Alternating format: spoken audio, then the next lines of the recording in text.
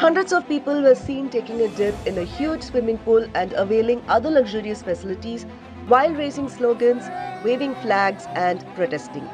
These scenes are sure to remind one of those that played out in Sri Lanka recently. However, these protests are actually happening in Iraq. Political clashes broke out in Baghdad on Monday after powerful Shi'ite cleric Moqtada al-Sadr said he would quit politics. Sadr claimed that his decision was in response to the failure of other Shiite leaders and parties to reform Iraq's corrupt and decaying governing system. Following the announcement, his supporters clashed with the supporters of his rivals.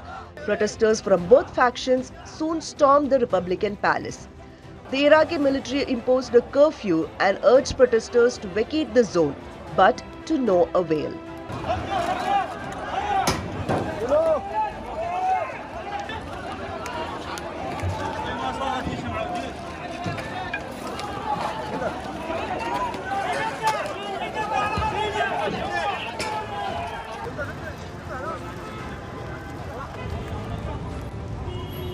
However, as protesters continued to throng the presidential palace, the Iraqi military resorted to machine gun fire, explosions and tracer fire in what is said to be the worst fighting the Iraqi capital has witnessed in years.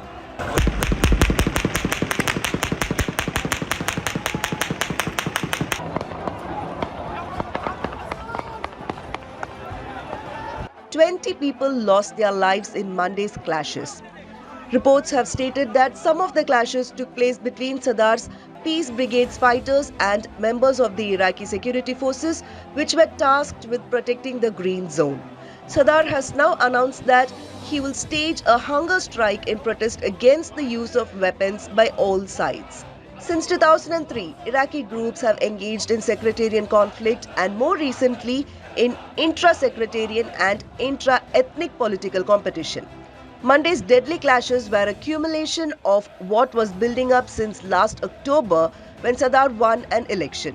Sadr has huge local support for opposing both US and Iranian influence on Iraqi politics. Sadr has insisted that no politician who has been in the power since the US invasion in 2003 should hold office. Even though he won the October election, he withdrew all his lawmakers from parliament in June after he failed to form a government excluding his rivals, which mostly include Shiite parties. Amidst Iraqi's longest run without a government, Sadr has been insisting on early elections and the dissolution of the parliament. Since then, his supporters have been involved in street protests and occupying government buildings to block political activity. Soon after Sadr's announcement, his supporters moved from the government headquarters into what was once the palace of former Iraqi ruler Saddam Hussein, where protesters seemed to have taken a cue from what took place in Sri Lanka. Monday's deadly clashes are being seen as the beginning of another escalation in Iraq's political crisis. A federal report.